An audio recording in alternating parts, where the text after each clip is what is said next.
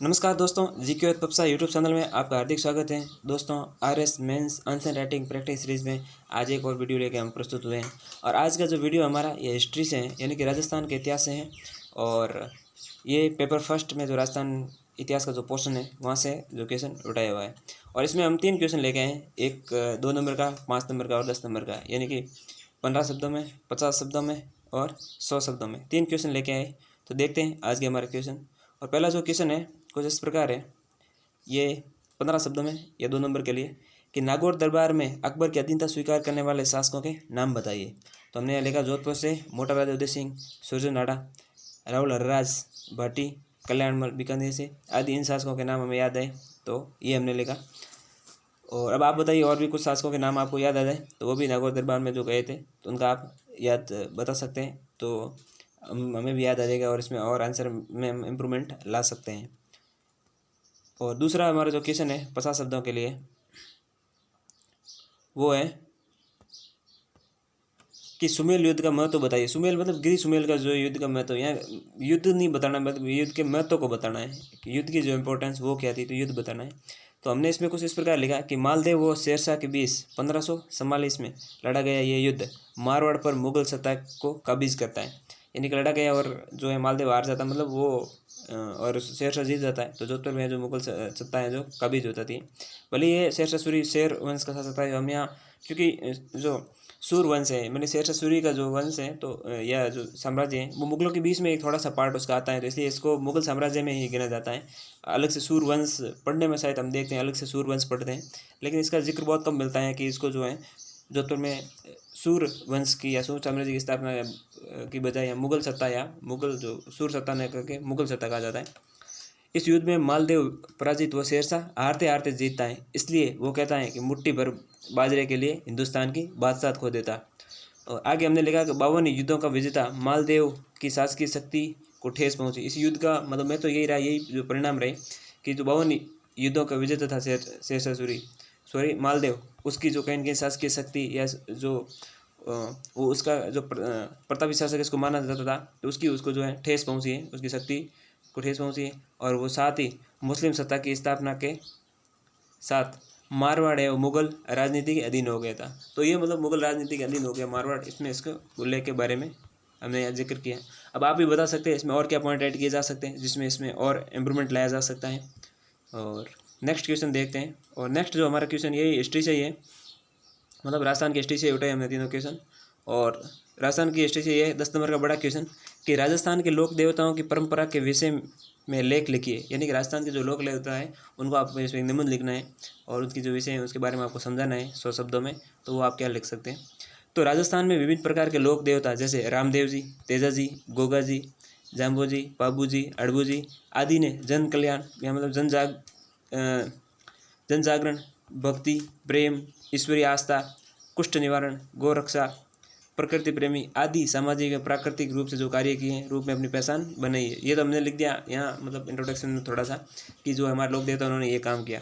अब यहाँ आप देखो लोक देवता की परिभाषा लिखना कि लोगों में जिसकी आस्था है, क्षेत्रीय क्षेत्र विशेष से वो ताल्लुक रखते हैं, ऐसा शायद हमें मतलब उसकी यहाँ लिखने की हमने इम्पोर्टेंस नहीं समझी, क्योंकि यह सिर्फ लोक देवताओं की परंपरा या विषय वस्तु के बारे में कहा जा रहा है, ना कि ये नहीं कहा जा रहा है कि लोक देवता क्या होते हैं। यानी ये मतलब इंटरव्यू में पूछा जैसा क्वेश्चन है, तो ये शायद हमने यहाँ नहीं लिखा और सीधा उनके बारे में थोड़ा लिख के फिर ये हमने एक कोटेशन याद आया। हालांकि ये पंच पीरों से संबंधित अगर क्वेश्चन होता तो सही बैठता, लेकिन ये 2 हमें उस हिसाब से याद आ गया और हमने यहाँ लगा दिया कि यहाँ चलो थोड़ा क्या बता, थोड़ा अलग दिखे किसी से आंसर, या हो सकता है कि ये हमारा स्टेप गलत भी साबित हो सकता है। लेकिन अब आप बताइए क्या ये तरीका सही है या नहीं। तो यहाँ हमने लिख दिया कि पाबू, अड़बू, रामदेव, मंगलिया, मेहर, 500 पीर पधारियो, गोगा जी, जहर। तो ये हमने जो है एक कोटेशन डाल दिया राजस्थान के जो पंच पीरों से संबंधित है। हालांकि हमने संपूर्ण सभी देवताओं के बारे में या सभी लोक देवताओं के बारे में उल्लेख करना है, खासकर उनकी जो क्या विषय वस्तु रही है, एक तरीके से उनके कार्य क्या रही है वो लिखना था हमें। फिर भी हमने ये एक डाल दिया कि जिससे ये लगे कि हाँ पंच पीरों की तो इम्पोर्टेंस है, और साथ में जो अलग हमारे बाकी वाले जो विशेष जो लोक देवता उनके भी इम्पोर्टेंस भी है। और ये लिखने के बाद हमने लिखा कि कावत, यानी कि पाबू, अड़बू, रामदेव, मांगलिया, मेहर, 500 पीर पधारियो, गोगा जी, जहर की कावत से याद किया जाता है। मतलब राजस्थान के जो लोक देवता है इनको इससे याद किया जाता है। और यहाँ हमने लिखा कि राजस्थान के पंच पीरों ने सादगी एवं साधारण जीवन जीते हुए विभिन्न उपदेश ज्ञान, वाणियाँ, सुख दुख के समय सहानुभूति, वो हौसला बढ़ाने वाले भक्ति गीत, दोहे आदि का प्रचार, उनकी भक्ति में जागरण, भजन, कीर्तन आदि से उनके प्रति आस्था विश्वास बढ़ता है या बढ़ाते हैं। तो कहीं न कहीं उनकी जो बारे में ये लिखा हमने। और उनकी आराधना में बजाए जाने वाले वाद्य यंत्र, जंतर, रावणता, मोरसंग, भपंग, वीणा आदि के प्रति भक्ति परंपरा का मार्ग प्रशस्त होता है। तो कहीं न कहीं भक्ति परंपरा भी है। इसका मतलब यानी कि आर्थिक या वाणिज्यिक पक्ष भी हो सकता है कि इसके माध्यम से, जैसे ये मंदिर वगैरह या मंदिर में जाते हैं लोग, वहाँ का एक तरीके से धार्मिक पर्यटन को बढ़ावा मिलता है और राज्य सरकार के लिए एक राजस्व के आय का स्रोत भी है।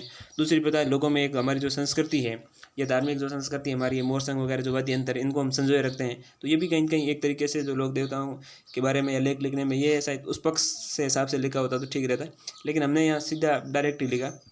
और दूसरा, अगले पैराग्राफ में हमने लिखा कि राजस्थान के लोक देवताओं ने प्रकृति की रक्षा, गौ रक्षा, कष्ट निवारण, मतलब कष्ट नहीं कुष्ठ लिखना था, सॉरी, यहाँ पे कष्ट भी कह सकते, कुष्ठ दोनों भी हो गए। कुष्ठ एक मतलब यानी कि इंडिविजुअल मतलब डिजीज बीमारी हो गई, लेकिन कष्ट में सब कुछ आ गया। ऊँटों के देवता पाबू जी, और कोड या कुष्ठ हमने लिख दिया। कोड रोग से मुक्ति के साथ उसके समाधि व धार्मिक स्थलों पर भरे जाने वाले मेलों में सांप्रदायिक सौहार्द, भाईचारा, मानवीय विचारों का आदान प्रदान, लोकगीत, भक्ति संगीत, सांप्रदायिकता के द्योतक हैं। तो ये हमने जो है इनका विशेषताओं में वर्णन किया है कि इस प्रकार से जो लोक देवता अपनी जो महत्व रखते हैं, इंपॉर्टेंस रखते हैं। बाहरी आक्रमणों से लोहा मनवाने और मुस्लिम व सूफी संतों को चमत्कार दिए, पीरों के पीर कहलाए, मतलब रामदेव जी के बारे में अगर पर्टिकुलर बात करें तो इसके नाम से लगने वाले पशु मेलों से पशु पालकों को आय के साथ साथ जीवन यापन करने की प्रेरणा मिलती है। मतलब यानी कि उनको आय का स्रोत भी होता है एक तरीके से, और गायों के प्रति या जो भी हमारे पशु होते हैं उनके प्रति एक श्रद्धा विश्वास भी रहता है। गाय को माता मानने की जो हमारी भारतीय सनातन संस्कृति है वो भी कहीं न कहीं जीवित रह रही है, संस्कृति को बढ़ावा दे रहे हैं और अभी तक संभाले हुए हैं। ये एक बड़ी बात है हमारी।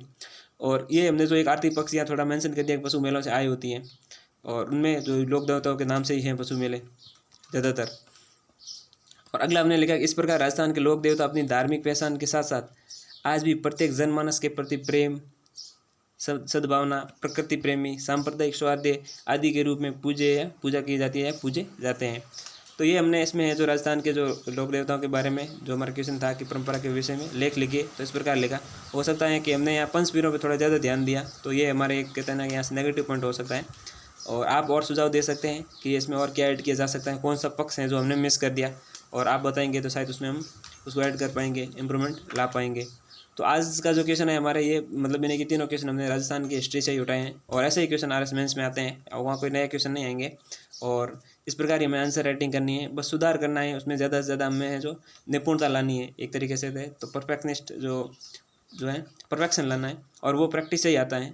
प्रैक्टिस मैन परफेक्ट, तो प्रैक्टिस करने से ही होगा। और मैं भी एक आप ही की तरह एक आरएस एस्पिरेंट ही हूँ, तो जो सीखने सिखाने का हमारा जो क्रम चलता रहेगा। आप भी कमेंट बॉक्स में जो है किसी भी क्वेश्चन के प्रति और कुछ सुझाव हो या उसमें कुछ और पॉइंट ऐड किया जा सकता है तो आप बता सकते हैं, जिससे हमें भी कुछ नया सीखने को मिले। और उम्मीद करता हूँ इस वीडियो से ज़रूर आपने कुछ सीखा होगा। अगर हमारा ये वीडियो और इनिशिएटिव आपको पसंद आया हो तो हमारे वीडियो को लाइक करिए, शेयर कीजिए, कमेंट कीजिए और चैनल को सब्सक्राइब कीजिए। धन्यवाद।